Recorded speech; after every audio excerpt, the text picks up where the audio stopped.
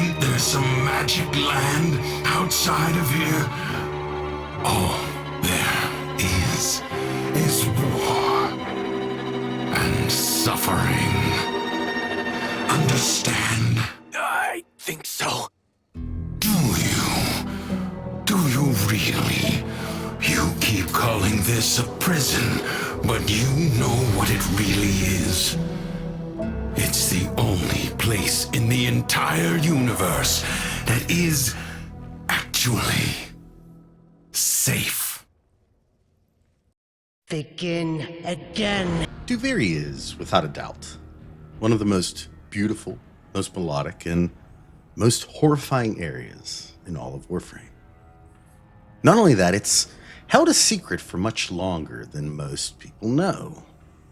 And today, I want to provide a better understanding of where we're headed when venturing back into Duviri, especially in the wake of Isleweaver, where it would appear the truth of a great many things is beginning to materialize, illuminating an otherwise overly confusing area.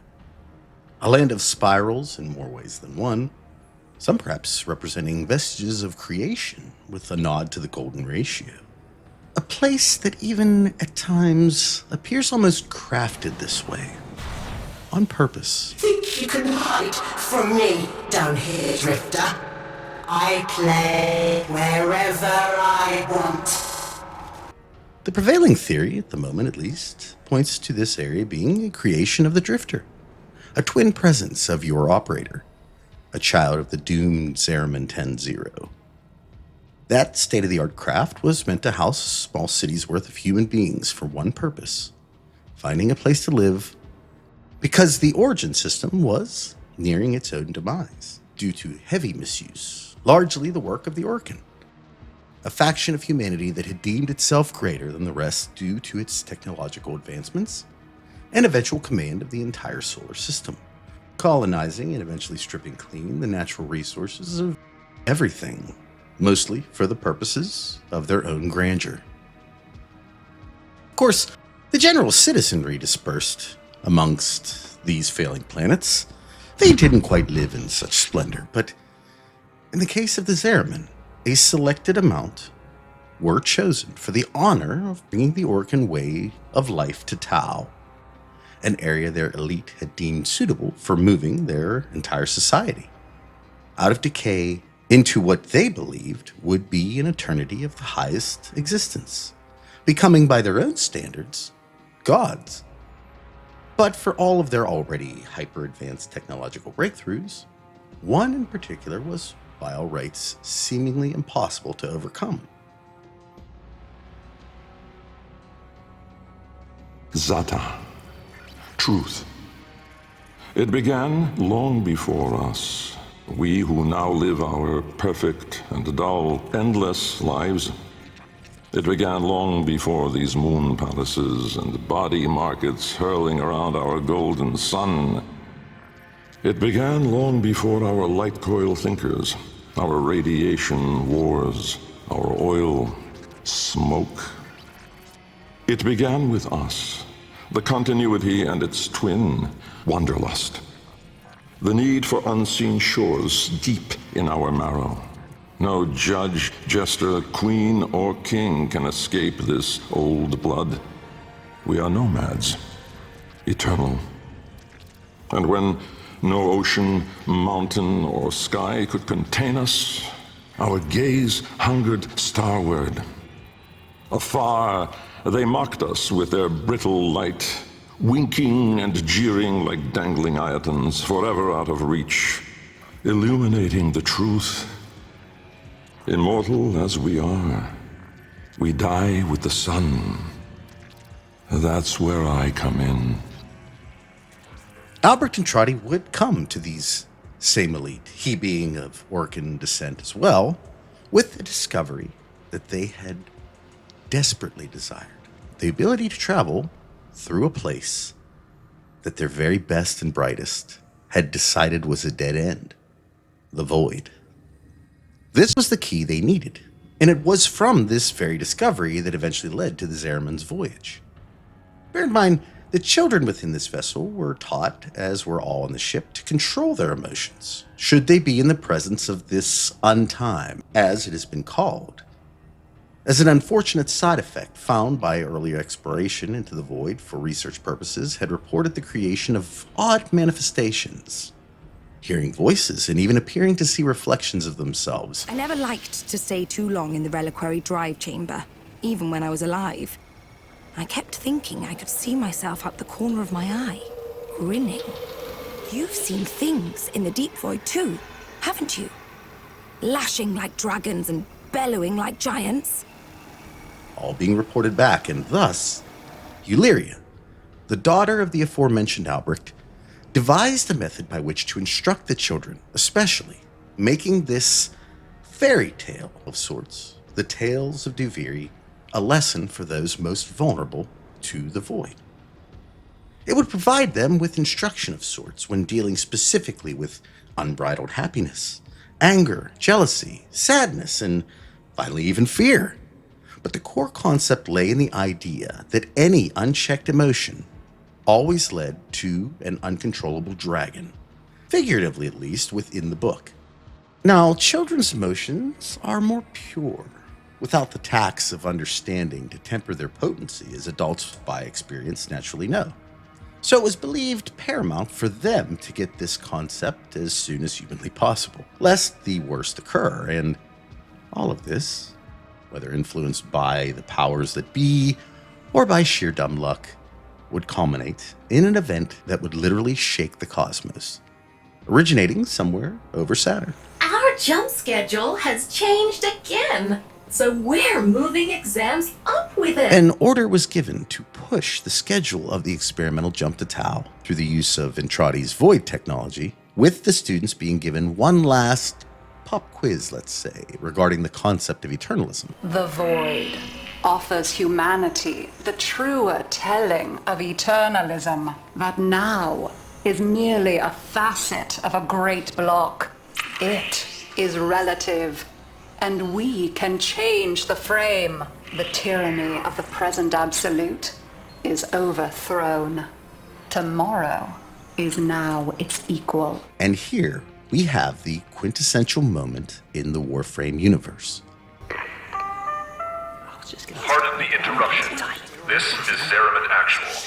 All decks, all stations, stand by for reliquary field trip.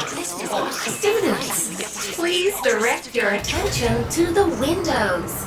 You may find this instructive. In 10, 9, 8, 7, 6, 5, 4, 3, 2.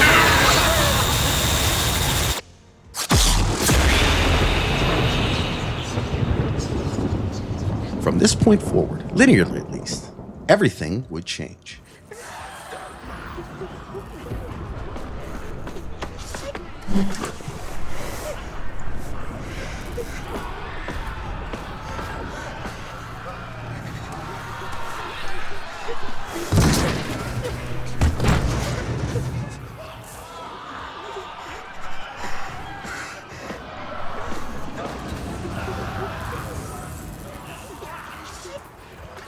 I'm hungry.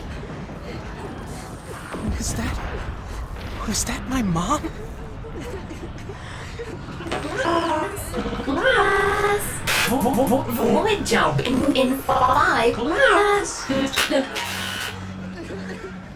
The cause for the operators, and by extension the warframes they command, as well as the Drifter's solitude.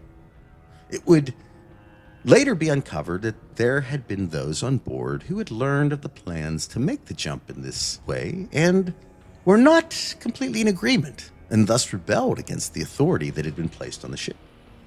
Worse than that, in an attempt to force the Orokin elite at home to either delay or scrap their trip entirely, the biomes, or essentially the artificial environments that had been established in order to provide the necessary climate and living conditions for their trip to, and subsequent time needed to set up a functioning colony somewhere within Tau, were intentionally sabotaged.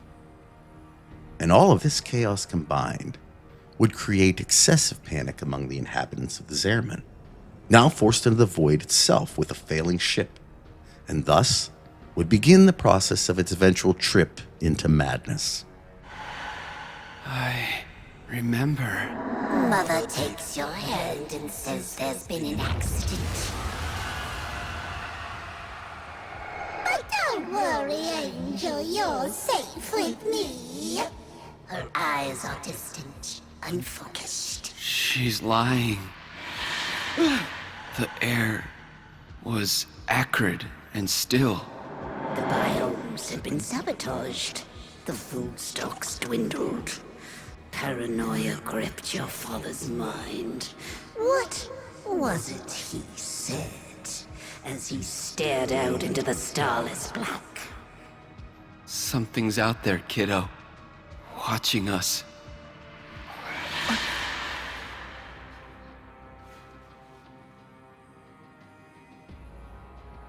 Something's out there, kiddo. Watching us. The adults had mostly gone feral after the surge of emotions this anarchy would produce, attempting to attack and kill friend and foe alike, even their own children. Eventually, the kids would barricade themselves in any rooms they could in order to deal with the thought and consequences of being hunted by their own parents. And then, when it seemed like all was lost, he showed up. Hey, lose your light? Here, you can take mine.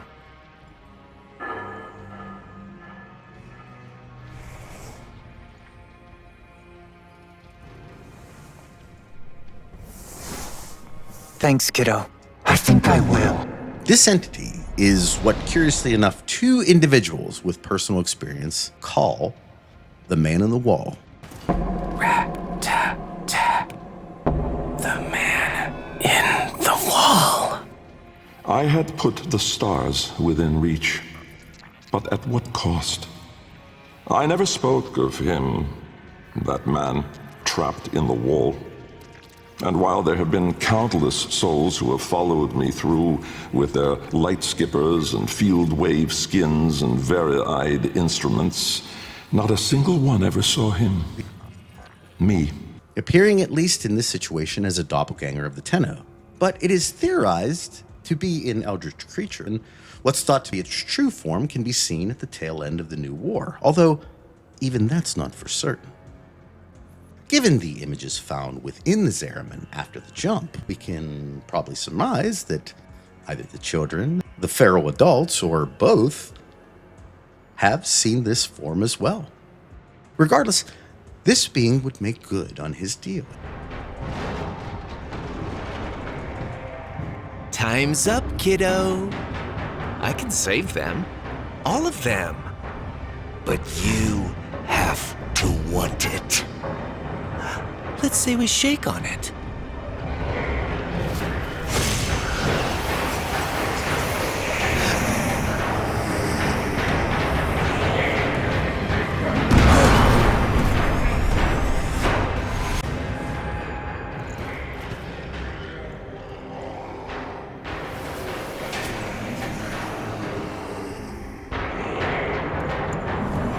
Give the newly reborn operator the power of no less than a god, with the accompanying children being given these same abilities. I smell smoke. Fires rage on the lower decks. Blood shimmers in the fitful light. Hunting parties roam the ship. But there is singing and laughter and play, for all the children have come together, their minds somehow unbent. You wipe away your tears, thinking... This is my family now.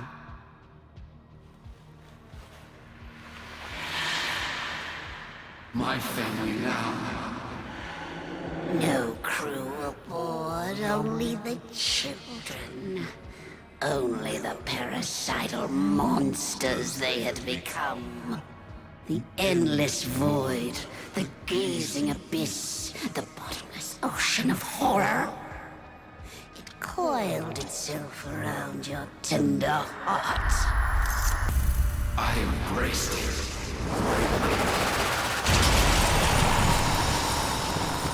saving them all. This lingering experience, along with the Orokin executing the Archimedean Margulis, Honored Seven, we have gathered here today to carry out the sentencing of Archimedean Margulis. You face the Jade Light. Recant, and we will grant a merciful death. My daughters, my sons, I want you to know my last thoughts are of you. Conjured within these Tenno children a violent contempt, eventually gathering together and killing the entirety of the Orokin elite, resulting in the end of their empire. The ultimate form of vengeance, laying waste to every aspect of its essential hierarchy in order to force it to completely crumble into nothing, and that is exactly what happened. Very few of these Orokins survived, and fewer still are known to exist, in some capacity at least. However, eternalism exists within this world, and within that context, there endures another variation of this timeline that does not provide the Tenno the same rescue and empowerment, and that is where Duviri comes in. Duviri, as I interpret it, and there are many ways to do that, I suggest hearing others' perspectives on the matter as well, as they may provide additional context, but to me at least, it would appear that its creation was actually occurring in the lead-up to the doomed void jump. And this is where the paradox Teshin continues to refer to comes into play. I'm going to interpret the operator in the Drifter's situation based upon what was said by D.E. Steve regarding the concept being in some capacity based on the twin paradox. The twin paradox postulates the idea that should one twin decide to take a trip in space, because of the fact that time moves differently due to the effects gravity has upon it, they would in theory become younger than their sibling, when and if they would somehow meet before having the spacefaring counterpart return home. Itself a paradox, right? Twins born minutes from each other, now of a much different age. But it really isn't a paradox, rather the effect the pull of gravity and conditions on Earth have on the human body relative to one in space during the same time period. And it's more so a really interesting thought experiment that's relevant here, in that the doll represents a kind of recognition between these entities, one now the void, the operator, and that of the human being, the drifter. The time dilation explained by the aforementioned twin paradox is essentially telling us that we're seeing time in two different frames. However, instead of the two entities meeting at a regular point later, thus normalizing time between the two and resettling their respective ages, the handshake appears to have brought both iterations together before this was able to occur, thus allowing for a significant difference in ages. More importantly, the ability for the drifter to utilize the warframes. This rejoining, if you will, within that context explains the reason why the drifter is so much older than the operator, even though at one time they were identical, as well as their now shared ability with the power given to the operator alone. In essence, explaining the comment the drifter makes to Ortis during the New War regarding their powers. Forgive me, but this would be a lot easier if you could use that old, Tenno magic.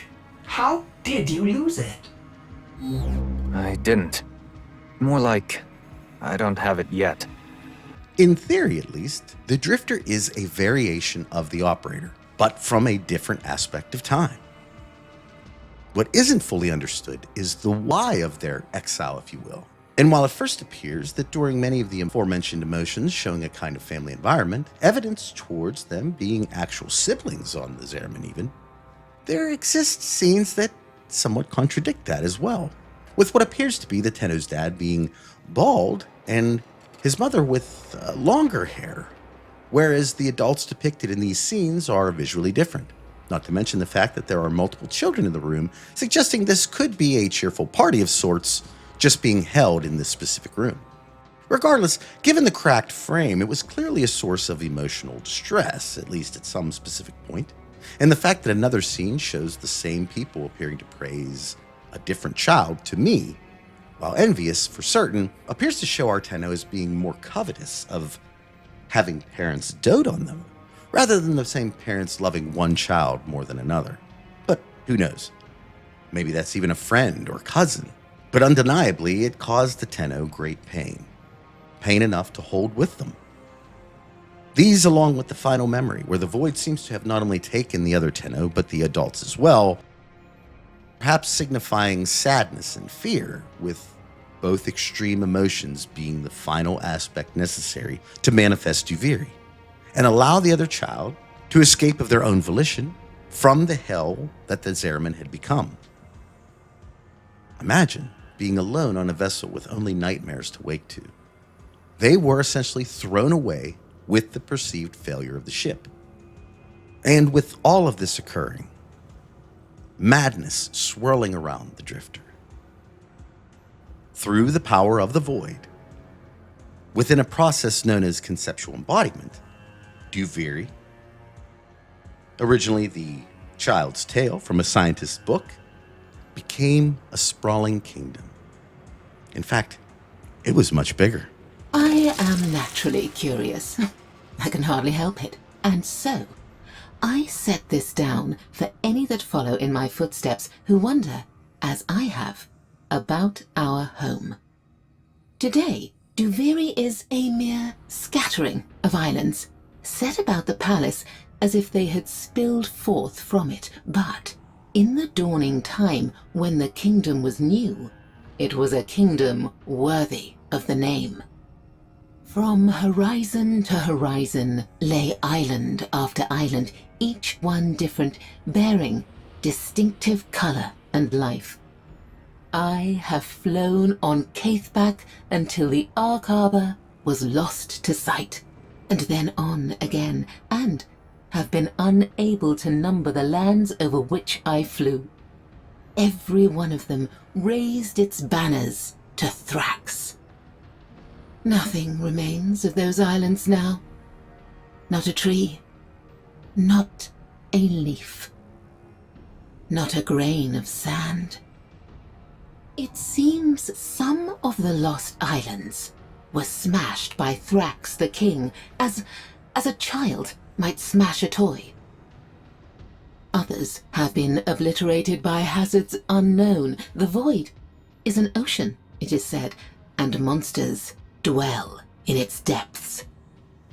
But the vast majority of the islands have simply fallen to the void's creeping encroachment as the tides wear away at the land. I dream of a lost island returning one happy day, or an entirely new island appearing, birthed from the void. But this place has not changed in so long, except for the worse, and there is no reason for hope.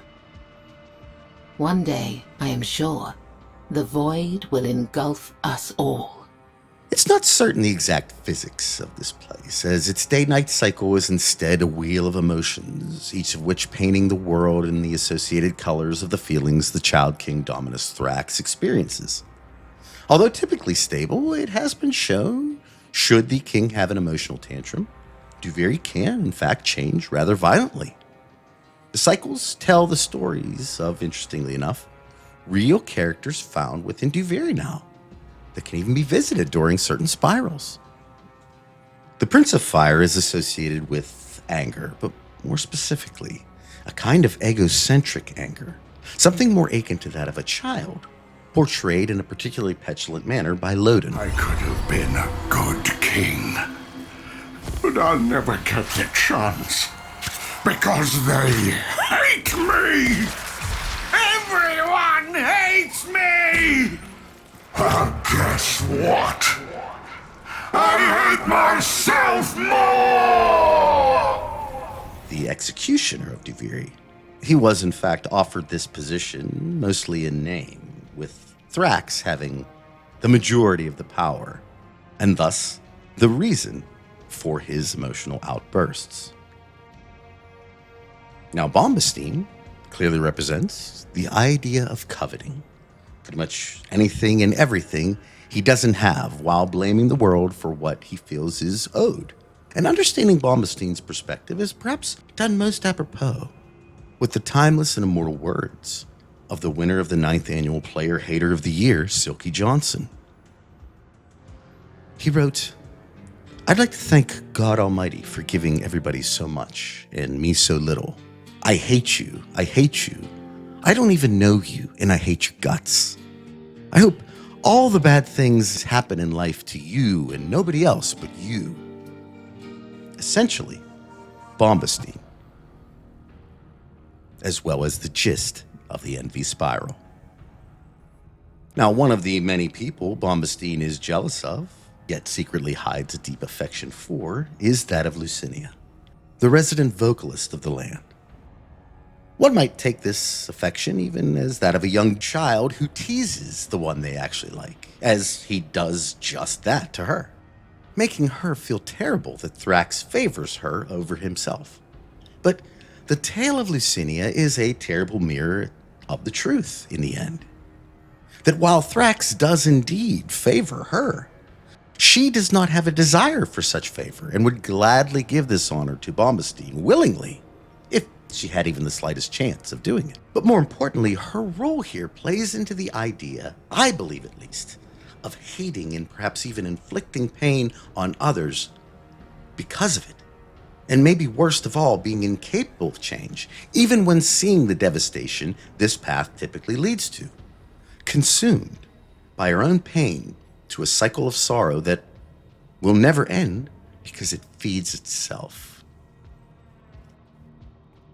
However, it's within Methilla's spiral, the harbinger of joy, incidentally, where the cracks of this place begin to really show. The tale itself tries to show how runaway happiness, that by which neglects any and sometimes all real issues within, burying them as if they weren't real, will eventually lead to a ruinous experience at some almost certain point. And especially within the void, even though it may feel like the right thing to do, in examining what happens to her specifically, there is so much more to her story. She was married once, with 2 children, Barris and Corral. However, her husband seems to have met a terrible fate. In the splendid lands on this side of the wall lives happy Methilla, and she has 2 children. She also had a husband in her yesterdays. When I have attempted to talk to her about him, she has simply frozen, like a rat before a snake. His name was Garmy, and he was keeper of the Seraglass Lighthouse on Watcher's Island. The lighthouse served no true purpose, yet he kept its lamp burning, beaming out into the void as if to call travelers home. Now, before his death, Garmy confided in me that he felt his role was important.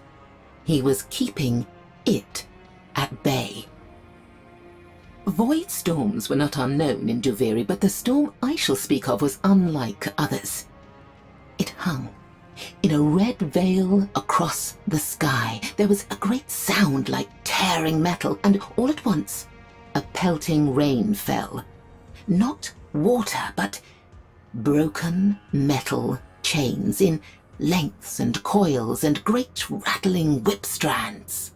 The falling chains shattered roofs and windows, slashed through screaming livestock, and maimed the fools who had not come in from the streets. I found Garmy's log in the toppled ruin of the lighthouse. With admirable presence of mind, he describes a form steadily approaching out of the void. A monstrous hand, possessed of only 3 fingers and a thumb. With the lighthouse gone, Watcher's Island crumbled, and was gone too, within 3 spirals. Garmy has no grave nor memorial, as if he had never lived. But I remember, and so I record. The symmetry between the themes in both this tale and the chains of Harrow in my mind, where we break the chains that had bound Harrow, and the indifference, bear too similar a mark here, and I believe there's a very strong connection in one way or another between this Garmy and Rel. Their behaviors and intentions far too reminiscent of each other for there not to be some connection. However, that last part is speculation, at least for now. The idea of doppelgangers, something even the king has dealt with, something forced upon the very Tenno themselves, is explored a bit further in another uncovered passage regarding one of the other missing islands. There was a time when the children of Duviri were educated. Upon the island of Academe, within its chalky caves, in rough-hewn classrooms lit by burning blue gas, sages taught them everything they would need to know. They learned of the 7 principles, the geometries, the primords, the harmonics and resonances, the sacred stories, and, most importantly, the unquestionable benignity of Dominus Thrax. And then, not long after the reign of chains, the first of the Hollow Children appeared. They joined the others for class, sitting at the back, silent and attentive. Their eyes were a deep and lustrous black, their mouths fixed in a constant grin. None of the sages saw them enter or leave. The Hollow Children did not speak, nor did they participate in class in any way, except to giggle unnervingly when the subject of the void was mentioned. When adults came to collect their children, they noticed an additional oddity. Among the Hollow Children were exact duplicates of themselves when they were younger. Each day, there were more of them. Thrax ordered the island destroyed, but when Loden descended from the sky to ravage it, the Oroworm found it had broken free of its own accord. Thrax did not give the order to pursue. An island that has itself disappeared. And it's here where we see even more of the telltale signs of the man on the wall's desire to explore this Duviri, just like the origin system. And that brings us to the last character, Scythel. This aspect of the Tales of Duviri is not actually portrayed within the Duviri paradox itself, mind you, but is perhaps the emotion most Tenno are already most associated with. Fear. Hey, kiddo. What took you so long? Just checking. And it's within this context, the idea behind the tale has more to do with what one does with fear than actually the fear itself. The problem here is Scythel is and will continue to be caught within a kind of prison, seemingly of her own making. In truth, however, if examined just a bit closer, we will come to realize why she behaves the way she does, and worse, the actual reason why her fear will never subside. She knows of it, the thing Garmy attempted to keep at bay, and somehow she even knows of its connection to Albrecht Entrati. The first scholar looked into the void and he feared it. And his fear took shape. Do you understand? That's how all this started. Listen, there! Did you hear it? Rap, tap, tap. Now, whether this is due to secondhand knowledge passed along by Entrati himself, as he too has somehow been to Duviri. In Duviri, I woke every day to the voice of my daughter. I recoiled from this at first, feeling the sting of conscience. I could not confront, even in semblance, the woman I had abandoned. Instead, I reinvented myself as a teacher, advising the Child King of the menace beyond his borders. But as the days melted away, I came to recognize the strange cast of characters Euleria had created and their purpose. I heard voices I had myself first conjured in the darkness of her childhood chambers, for no other reward than her delight. She had not only preserved this gift I had thought so trivial, she had made it an instrument of healing. More, a stronghold.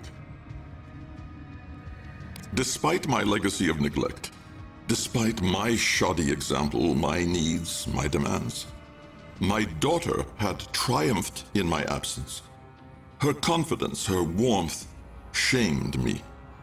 I had fled from the horror, but she had stood alongside the most vulnerable, those with the most to lose, and told them a different story. I did not perceive the significance of Euleria's stance at first. Her concern for the children was not merely pastoral attentiveness. It was a direct strike against the indifference. She was teaching the weak to be strong in the very places where those cold fingers would reach, and through her act of compassion, spitting in the face of alienation and despair. Could I do less? Shame is an inert state, but fertile. It primes the mind, bolstering it for repentance. I had thought to make a difference in Duviri, but Duviri had made a difference in me. My own daughter's creations, reverberating and growing in the womb of the void, had shown me another path than that of the indulgent coward. I was neither helpless nor irredeemable. Like she had, I could fight. I took inspiration from Euleria's example. To the people of Duviri, I bequeathed a legacy of cautionary stories. In them I spoke of fears that an infinity of spirals would not, could not erase.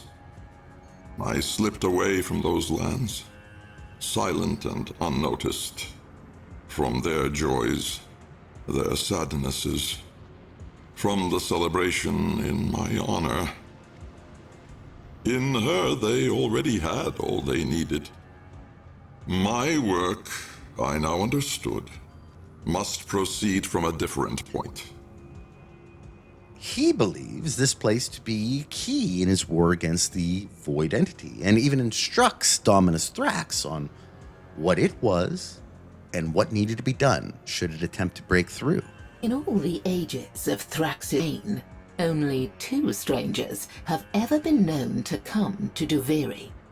One was the monk Teshin, who fell from the sky into the lake on the island we now call Hermit's Landing.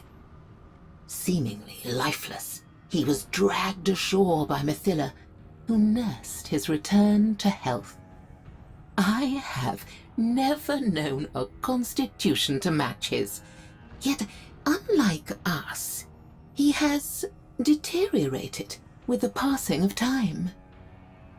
The other stranger came far earlier in Thrax's reign, before even the bleeding earth. The stranger had haunted eyes and a downcast mien, and spoke of the wall and the worlds beyond. He wore his hair like looped snakes, and his voice carried an accent unlike any in Duviri.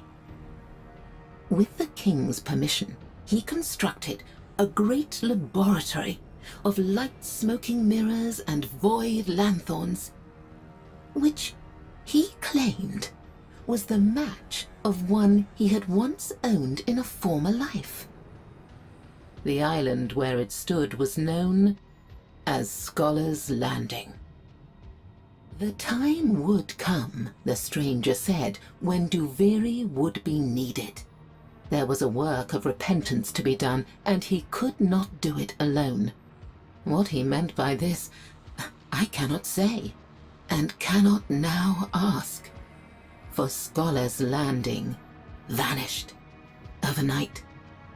But I shall watch, and wait, and hope. Because it's already done that on multiple occasions. How I loved the Galleria. It was an island of simple beauty, where white statues rose out of the ground as if they had grown there. They were classical in their features, masked in due propriety, each bearing an instrument or an emblem of their craft. I gave them names. The Scribe, the Scryer, the Shawsonist. On days when the mist of Thrax's sorrow hung among the marble columns, a sober chill seemed to drape the Galleria. One could not wish for a better spot to cool a burning head. This kingdom is often mad, but this was a space for sanity. That peace was shattered one morning as I drove my carriage there. I witnessed a vast form break up from the ground and clumsily probe the area around it. I took the thing for a gigantic worm or slug until one of my escorting Dax pointed out the colossal fingernail on its head. We turned on our heel and made for the palace, where I gave Dominus Thrax the best account I could of what I had seen. On hearing that a single monstrous finger had burst up through the green sward, Thrax took terrible fright. Despite my entreaties, he sacrificed the entire island before any more of the entity could emerge. And this is Sythel's plight. Deathly afraid of the void, yet living within it, every second of her existence. It would be like having a fear of air, knowing the thing you fear is around you at all times, but never really knowing when it will actually do anything to you. I think you could make the argument this same fear is present with Dominus Thrax as well. His actions in attempting to destroy anything with any tie to the indifference within Duviri, speaking volumes. Well, the things that didn't disappear of their own accord, of course. The problem with losing whole islands in Duviri is you never know if it will come back, or worse, bring with it a more void-touched variation. Because there are so many, to me at least. Well, based upon the knowledge I have of the game, and also corroborating a lot of this through live streams, I've come to a loose theory of my own of what's actually going on in this place. As with all aspects of eternalism, and specifically with the Drifter, because it has insinuated his existence to be that of the operators without the void entity in the deal, it can largely be assumed that the other Tenno, along with what appears to be everyone on the ship, either went mad and allowed themselves to be swallowed by the void's influence, or maybe even died. And what's interesting is there's a symbolic effigy that even existed to honor those lost, called the Doll Museum. The Necropolis Island was once one of the largest in Duviri and the strangest. It appeared to be a sprawling burial ground littered with gravestones, wooden crosses, sarcophagi, and ornate tombs. But those who broke into these places found that there were no bodies to loot. Not a cadaver. Not a skull. Not even a tooth. Instead, each coffin contained a simulacrum of the human form in various stages of decay. Entire skeletons carved out of wood. Corpses of rotting straw stuffed into old clothes. Mouldering faces sculpted in crumbling clay. Little bones laboriously whittled down from large bones. I have never been able to make any sense of it. The Doll Mausoleum did not even attempt to imitate an authentic burial structure. It was built to far too small a scale. The cavities within it were tiny, each one holding a coffin that contained a miniature human figure. These were of all genders, often with brightly coloured hair, all wearing odd, one-piece hooded suits of black leather. Thrax was known to visit the mausoleum alone. I do not know what he did there. Now, the place is lost to the void. A mystery that shall remain so forever. Isn't that maddening? And it's a really interesting thing because of how important figurines seem to be to the Drifter and his counterpart, Dominus Thrax. The figure the Drifter utilizes during the quest is the connecting factor, making the paradox real and functional. This item is the fulcrum that, in my opinion, was stained with the properties of both the Drifters and the Operator's, let's say, light, for lack of a better term. And by reassembling it, it would seem they are able to recalibrate their connection, providing the Origin system with an actual backup of the Operator should it be needed. That's pretty convenient, don't you think? Now, Isleweaver promises to expound on every aspect of what's been described here, but before we get there, I'd like to give some credit where it's due in uncovering a very special hidden aspect of Duviri that I don't think enough know about. A YouTuber named Mayhem made quite the interesting discovery regarding Duviri, and I'm going to leave a link to it and their channel. I absolutely recommend checking it out for yourself in full, but Dee's theme of Duviri, posted on the official Play Warframe YouTube account, has an interesting ending that I included in the intro. The end of the theme plays quite the ominous melody in the background.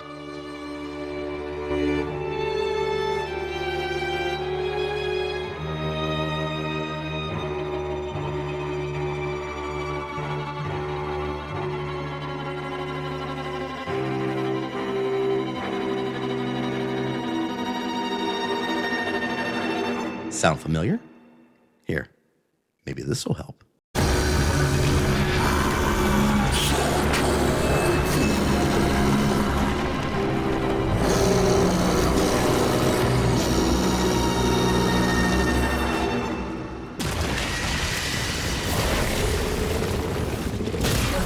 Duviri is so mysterious in its own right, but this, along with the dialogue spoken by Nisi Ruzauka, now a full herald of the indifference in her own right, at least from Eleanor's information, and the stories of the void entity making itself known in countless forgotten islands here, well, I can't help but wonder if, like she says, did we really think an area completely made of conceptual embodiment, essentially void made real, would not have the man in the wall stain all over it? Is that what the ominous character missing a finger, known as the Vagabond, is always chuckling at should you meet him? That we were always being manipulated, even as we were assured this place to be safe. Personally, there's a great many things in Duviri I still don't quite understand. I don't know how Thrax can change his shape like the man in the wall can, change his voice like the man in the wall can. And further, I've not come to any kind of definitive conclusion as to why Kalervo, a late addition to this place long after its creation, has an identical helmet to Dominus Thrax. But I have, in my opinion, done all I can to prepare you for this place. I would stress that you should be as observant as you can at all times here. The lost data pads, the interspersed aspects of the Zariman 10-0, warping itself through spiraling void creation, suggest this place to be far more than most ever gave it credit for. It may have been created by conceptual embodiment, but I still feel ownership, full ownership of how it was made, has yet to be completely unearthed. But more than that, there's something else going on here. I'd be remiss to tell you that, to me at least, Duviri seems just too staged, and dare I say like a training ground of sorts. I postulated in an earlier video that Duviri was quite possibly the dream all Tenno were placed in, or a form of it in some way, and to this day there are aspects of that idea I still can't shake. The Duviri paradox is, at its core, basically a tutorial for the Drifter in how to use the Warframe's powers while at the same time being instructed on the necessity of emotional control. Did you notice? How about the idea that two of the most prominent mentors the Tenno would have had in the time of the Orokin, Margulis and then eventually Teshin, just happened to be here too. Margulis' voice can be heard all over Duviri anytime the Lotus's hand is called upon. It's very likely the dialogue Teshin is overheard saying at one point,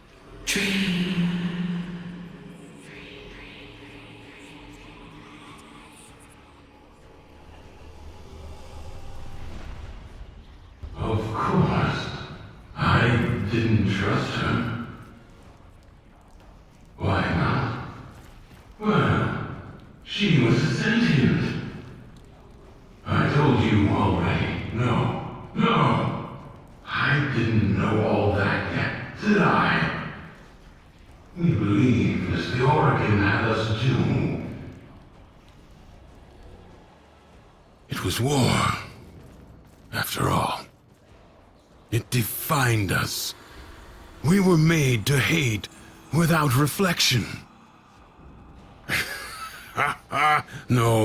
No vacations. I suppose. Saturn, maybe? I've always wanted to see the rings up close. Oh, feeling better? That Warframe took a greater toll on you than I expected. Who were you talking to? If you are recovered, we must begin at once to seek the other pieces of Thrax's figurine. Seems to infer that there may have even been a plan of sorts that the Lotus had spoken to him about. Perhaps the reason why he's even here in the first place. Time dilation being what it is, who knows? Duviri could very well exist in the era of the Orokin many of us are dying to visit. At the same time, the Tenno children were being trained in, I'm guessing, a very similar manner. By the very same people, no less. Even when battling Oro worms at the end of each cycle, the last thing the Drifter needs to do to finish a run, calming the worm itself, one can literally hear the Lotus remark, "Dream," in the background. No different from how it was during the second dream. Also, Dominus's voice at one point begins to glitch out. Think you can hide from me down here, Drifter? I play wherever I want. Much like we've heard Cephalon Melika stutter in the aftermath of the doomed Zariman. Void jump in student. Cephalon, kill lights and switch off. Void jump commencing. How exciting! And with Entrati having access to this place, somehow, as well as his already planned out need for an operator, I can't help but wonder if all of this, what was done to the Drifter prior to and then during the entirety of the Duviri paradox, was just originally instructed by Albrecht specifically to Dominus Thrax to put the Drifter through. The intended result of which being simple. The Drifter figuring out how to change a spiral. Be able to leave an area they're supposed to be trapped in. And utilize a Warframe and its abilities. Odd that we would need literally all of these things when coming to Helvania. Somewhere only the Drifter would be allowed to travel. You, my child, the great indifference wants to take. I want to let it. I feel only the call. You, my champion, please drown out that noise that beckons. If any other answers the call, no, it has to be you. Our paradox. Crazy, right? Entrati says this place is necessary to defeat the indifference. Was that what he had meant? That he could, in theory at least, have a backup operator should the worst occur? Already prepared for what would be needed after Ballast was able to effectively remove all the other operators from the Origin system during the New War? There's just so much here that doesn't make sense. Until I put it into this little bit of speculation. There's also this little bit of dialogue within the Chains of Harrow that has always stuck with me. Transference energy is what the Tenno and Warframes use to work together based on a kind of spiritual connection born of trust and, dare I say, love. We had created monsters we couldn't control. We drugged them, tortured them, eviscerated them. We brutalized their minds, but it did not work. Until they came.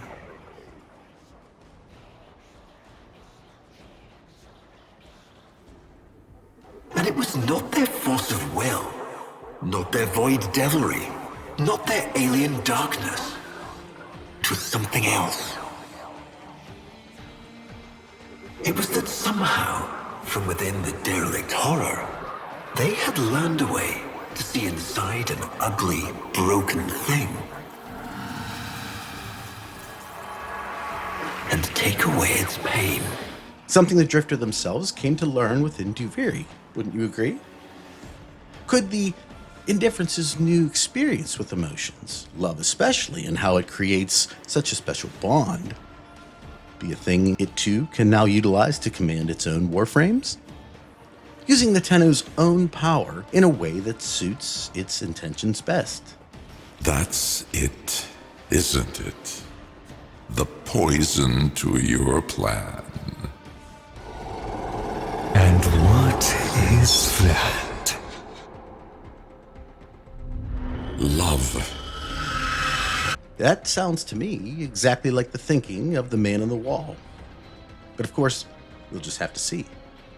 I can tell you, however, the secret, the thing I hoped to perhaps convey best in this video, is that while Albrecht has had access to this place, something that's pretty apparent to me, at least, is the man on the wall has always been here, waiting for the proper moment to finally reveal himself. Or in this case, herself. And that maybe even worse than that, there is no piece of the void he or she doesn't control, doesn't own. Sooner or later, though, the full truth will come, and I have a funny feeling that we're not going to like what we hear. But with that being said, I hope you enjoyed this primer of sorts for future runs into Duviri. Now that you've been made aware of all this, the question is, what will you do with it? I look forward to hearing your answers. At any rate, I hope you have a wonderful day today, a wonderful rest of your week, and I'll talk at you on the next one. Take care, everybody. Bye.